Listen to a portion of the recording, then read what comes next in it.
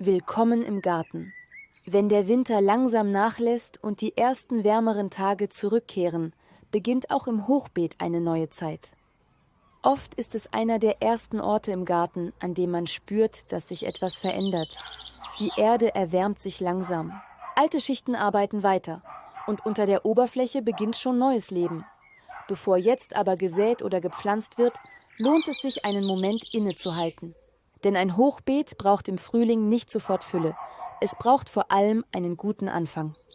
In diesem Video schauen wir uns an, wie ein Hochbeet nach dem Winter vorbereitet werden kann und worauf es jetzt ankommt. Wir schauen uns einfache Schritte an, die helfen, damit es gut in die neue Saison startet. Kapitel 1: Der Frühling beginnt im Hochbeet. Im Frühling erwacht der Garten langsam wieder zum Leben. Nach den langen Wintermonaten verändert sich jetzt vieles im Boden. Die Tage werden länger, die Sonne steht höher am Himmel und mit jedem etwas wärmeren Tag beginnt sich auch die Erde zu erwärmen. Gerade Hochbeete reagieren auf diese Veränderungen besonders schnell. Durch ihre erhöhte Lage wird die Erde hier oft früher warm als im normalen Boden. Das bedeutet aber nicht, dass sofort gepflanzt werden muss. Viel wichtiger ist jetzt zunächst ein kurzer Moment der Ruhe, ein Moment des Hinschauens, denn ein Hochbeet arbeitet auch im Winter weiter. Die unteren Schichten zersetzen sich langsam.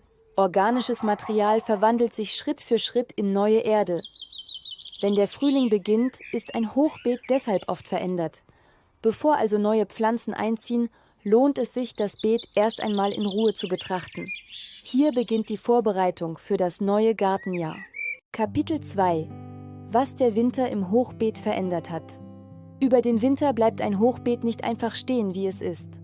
Auch in der kalten Jahreszeit arbeitet es weiter. Im Inneren zersetzen sich die organischen Materialien langsam Stück für Stück. Äste, Laub, Pflanzenreste und andere Schichten verlieren dabei an Volumen. Genau deshalb wirkt ein Hochbeet im Frühling oft etwas abgesackt. Die Oberfläche liegt tiefer als noch im letzten Jahr. Manchmal ungleichmäßig, manchmal nur leicht, manchmal aber auch deutlich sichtbar. Dazu kommen die Spuren von Regen, Frost und Feuchtigkeit. Die Erde kann an manchen Stellen fester geworden sein. An anderen liegen noch alte Wurzeln, abgestorbene Pflanzenteile oder feuchte Reste vom Vorjahr. All das ist kein Zeichen dafür, dass mit dem Beet etwas nicht stimmt. Im Gegenteil, es zeigt, dass im Hochbeet natürliche Prozesse stattfinden. Wichtig ist jetzt vor allem, diese Veränderungen wahrzunehmen. Denn erst wenn man sieht, wie das Beet aus dem Winter kommt, lässt sich gut entscheiden, was es für den neuen Start braucht. Und genau damit beginnt die eigentliche Frühjahrsarbeit. Kapitel 3: Altes entfernen, aber nicht alles radikal aufräumen. Bevor das Hochbeet neu vorbereitet wird, lohnt sich ein behutsamer erster Schritt. Jetzt geht es darum, alte Pflanzenreste, matschige Blätter und grobes, abgestorbenes Material zu entfernen. Alles, was faulig wirkt oder die Oberfläche unnötig bedeckt, kann vorsichtig herausgenommen werden. Dabei muss das Beet aber nicht vollkommen leer oder steril werden. Nicht alles, was alt aussieht, ist auch störend. Manche feinen Pflanzenreste dürfen bleiben. Sie zersetzen sich weiter und werden mit der Zeit wieder Teil der Erde. Wichtig ist vor allem, ein gutes Gleichgewicht zu finden. Zu viel altes Material auf der Oberfläche kann den neuen Start erschweren. Zu viel Ordnung nimmt dem Beet aber auch etwas von dem, was es eigentlich ausmacht. Denn ein Hochbeet ist kein starres System. Es lebt von natürlichen Kreisläufen. Deshalb reicht es meist, nur das zu entfernen, was wirklich stört, fault oder den Blick auf die Erdoberfläche verdeckt. So entsteht wieder Platz für das, was jetzt kommt. Und gleichzeitig bleibt erhalten, was im Beet noch weiterarbeiten darf. Kapitel 4: Die Erde im Hochbeet prüfen. Bevor neue Erde aufgefüllt oder schon etwas ausgesät wird, lohnt sich ein genauer Blick auf die Oberfläche. Denn die Erde zeigt sehr schnell, wie gut das Hochbeet durch den Winter gekommen ist. Mit der Hand lässt sich meist schon gut spüren, ob die obere Schicht noch locker ist oder ob sie sich verdichtet hat. Manchmal wirkt die Erde fein und krümelig, manchmal ist sie schwerer, feuchter oder an der Oberfläche etwas verfestigt. Auch der Geruch kann viel verraten. Riecht die Erde frisch, ruhig und nach Waldboden, ist das meist ein gutes Zeichen. Wirkt sie dagegen muffig oder unangenehm schwer, lohnt es sich, später besonders achtsam weiterzuarbeiten. Oft zeigen sich beim Prüfen auch noch alte Wurzeln, kleine Pflanzenreste oder festere Bereiche, die sich über den Winter gebildet haben.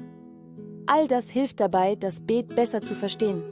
Denn bevor etwas Neues wachsen kann, ist es sinnvoll zu sehen, was schon da ist, wie locker die Erde noch ist, wie viel Leben noch in ihr steckt und was das Hochbeet jetzt für einen guten Start braucht.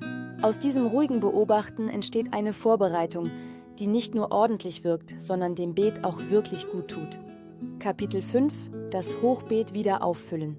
Wenn das Hochbeet über den Winter an Höhe verloren hat, ist jetzt der richtige Zeitpunkt. Durch die natürliche Zersetzung im Inneren sinkt das Material nach und nach zusammen. Das ist ein ganz normaler Prozess.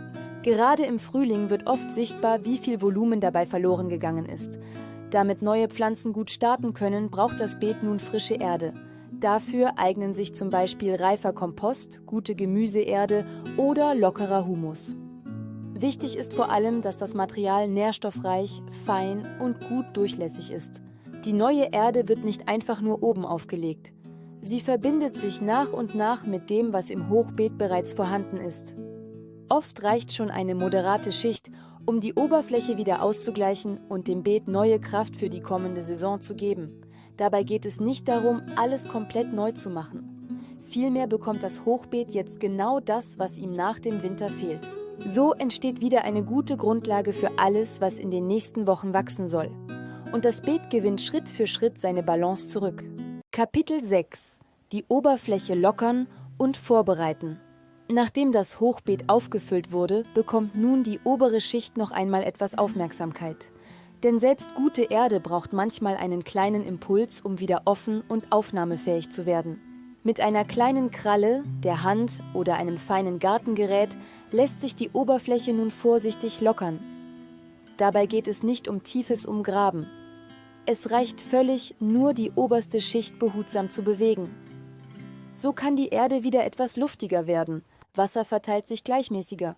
Und auch feine Wurzeln finden später leichter ihren Weg. Gerade im Hochbeet ist es oft besser, ruhig und schonend zu arbeiten. Denn unter der Oberfläche läuft bereits vieles, was nicht gestört werden muss. Das Ziel ist keine perfekt glatte Fläche.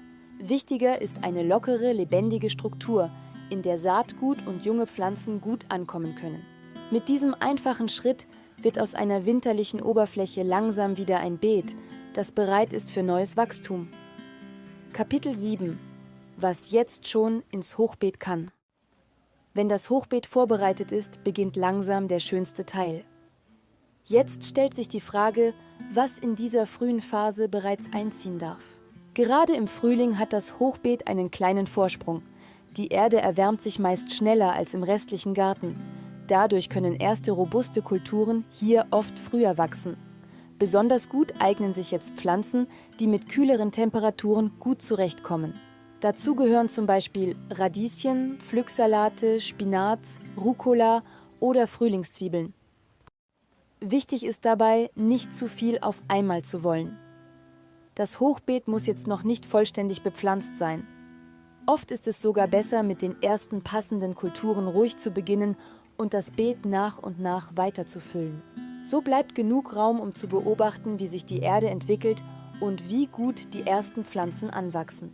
Der Frühling beginnt im Hochbeet nicht mit Fülle, sondern mit einem guten Anfang.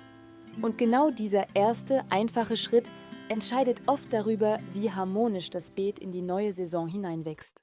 Kapitel 8: Häufige Fehler zum Saisonstart. Gerade am Anfang der Gartensaison ist die Freude oft besonders groß. Nach dem Winter soll es endlich wieder losgehen. Es wird vorbereitet, gesät, gepflanzt und geplant. Doch genau in dieser ersten Energie entstehen im Hochbeet oft die häufigsten Fehler. Ein typischer Fehler ist es, zu früh zu viel auf einmal zu machen. Wenn das Beet direkt vollständig bepflanzt wird, fehlt oft der Raum, um auf Wetter, Temperatur und Entwicklung der Erde zu reagieren. Auch zu nasse Erde kann problematisch sein. Wird in einen noch schweren, feuchten Boden gesät oder gepflanzt, haben junge Wurzeln es oft schwer. Ein weiterer Punkt ist der Abstand. Gerade kleine Kulturen werden schnell zu dicht ausgesät, weil die Fläche im ersten Moment größer wirkt, als sie später tatsächlich ist. Und manchmal wird die Oberfläche zu stark bearbeitet. Dabei braucht das Hochbeet im Frühling oft keine radikale Maßnahme, sondern eher Ruhe, Beobachtung und ein gutes Gefühl für den richtigen Zeitpunkt. Weniger Tempo bedeutet hier oft mehr Balance. Wer dem Beet jetzt etwas Zeit lässt und nicht alles auf einmal erwartet, schafft meist die bessere Grundlage für gesundes Wachstum. Kapitel 9: So bleibt das Hochbeet in den nächsten Wochen in Balance. Nach der Vorbereitung beginnt eine Phase, die oft ganz leise ist und trotzdem viel entscheidet. Wenn die ersten Samen im Beet liegen oder Pflanzen eingesetzt sind, geht es nicht mehr darum, möglichst viel zu tun. Viel wichtiger ist jetzt, das Hochbeet aufmerksam zu begleiten. Gerade in den ersten Wochen braucht die Erde eine gleichmäßige Feuchtigkeit. Sie sollte weder austrocknen noch dauerhaft zu nass sein. Auch kalte Nächte können im frühen Frühling noch eine Rolle spielen.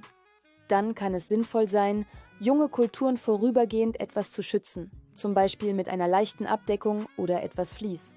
Genauso wichtig ist der ruhige Blick auf das, was sich entwickelt. Wie schnell trocknet die Oberfläche ab? Wie reagieren die ersten Pflanzen?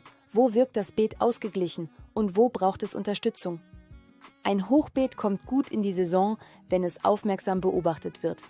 Oft sind es gerade diese kleinen, regelmäßigen Schritte, die später den Unterschied machen. Ein wenig Wasser zur richtigen Zeit, etwas Schutz in einer kalten Nacht und die Bereitschaft, an das Beet nicht zu drängen. So entsteht nach und nach ein Gleichgewicht, in dem die ersten Kulturen ruhig anwachsen können. Und genau daraus wächst dann die Kraft für alles, was im weiteren Gartenjahr noch folgt. Kapitel 10: Der erste Schritt ins neue Gartenjahr. Mit der Vorbereitung des Hochbeets beginnt nicht einfach nur ein neuer Arbeitsschritt im Garten. Es beginnt ein neuer Abschnitt im Gartenjahr. Nach dem Winter wirkt vieles noch ruhig, noch nicht voll, noch nicht fertig und gerade darin liegt etwas Besonderes. Denn ein Hochbeet muss im Frühling nicht sofort üppig und vollkommen sein. Es braucht vor allem einen guten Anfang, ein wenig Aufmerksamkeit, eine gute Erde und die Bereitschaft, den nächsten Wochen mit Ruhe zu begegnen. Was jetzt vorbereitet wurde, ist mehr als nur eine Fläche zum Pflanzen. Es ist die Grundlage für alles, was später wachsen darf. Für die ersten kleinen Blätter, für junge Wurzeln, für Ernte, Entwicklung und neues Leben im Beet. Der Frühling beginnt nicht mit Fülle. Er beginnt mit einem ersten Schritt. Und manchmal ist genau dieser leise Anfang der wichtigste Moment im ganzen Gartenjahr. Ein Hochbeet im Frühling vorzubereiten bedeutet nicht, alles perfekt machen zu müssen. Oft reicht es schon, genau hinzusehen, behutsam zu arbeiten und dem Beet das zu geben, was es nach dem Winter wirklich braucht. Mit etwas frischer Erde, einer lockeren Oberfläche und einem ruhigen Start entsteht nach und nach wieder ein Ort, an dem Neues wachsen kann. Und genau darin liegt oft das Schönste im Frühling. Nicht im fertigen Ergebnis, sondern in diesem ersten Anfang. Danke, dass du heute im Garten dabei warst.